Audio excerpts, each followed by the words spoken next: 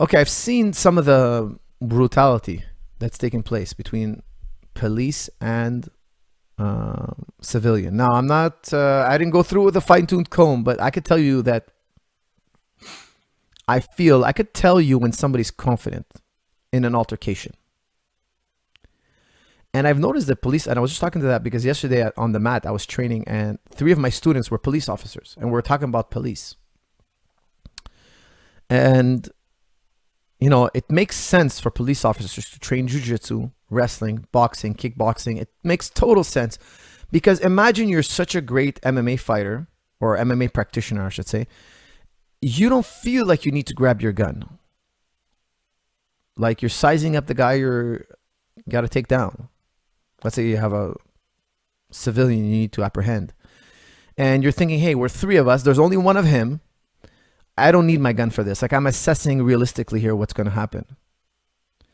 But I'm noticing that like sometimes there's 3 or 4 cops and one individual and the guys are reaching for their gun and they're like beating the guy over the head and they're sitting on him in a way that's like, dude, you guys know nothing about hand-to-hand combat, or your knowledge of hand-to-hand combat is very weak.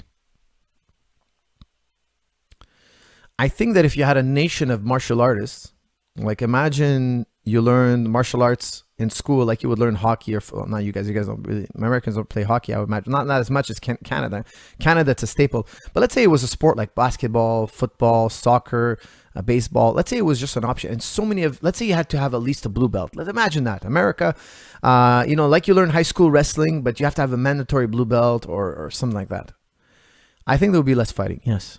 Because you know the dangers of fighting. You understand the consequences of fighting. And you got it out of your system.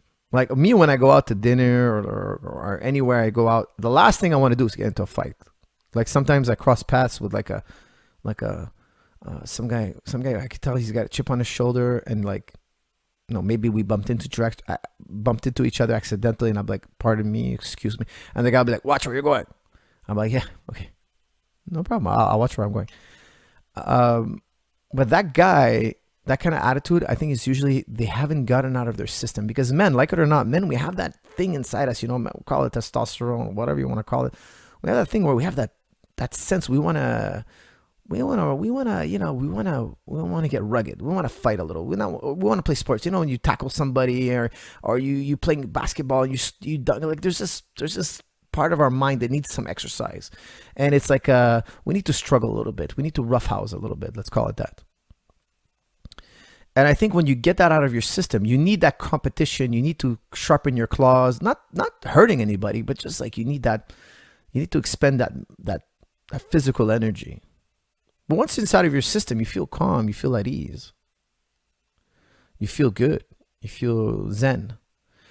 I think every man, they need some adventure in their life. So sports is that adventure. You know, you have these you know, very intense moments, you know, where there's a few seconds left. You're down by a point. Oh, you got ahead now. And then there's this strategical warfare going on. Peaceful warfare, a type of warfare that nobody's getting hurt, but you're getting it out of your system. Now, I think when people don't have that outlet, that's why they have that chip on their shoulder. They're looking for somebody to mix it up with. They're looking to release some of that aggression or that natural instinct to sharpen their claws. And people who train a lot are usually fighters, MMA fighters or athletes, usually, not always, usually. I could tell you that they ramped it down. It's out of their system. The last thing I want to do after a whole week of being in the gym is to go wrestle with some guy in the street. For goodness sake, you know, I'm trying to avoid that. So, you know, you just want to relax at that point. I think you're right on that. It would help, but would it be the solution to the problem? No, I think that's a bit far-fetched. I think that's reaching a little bit.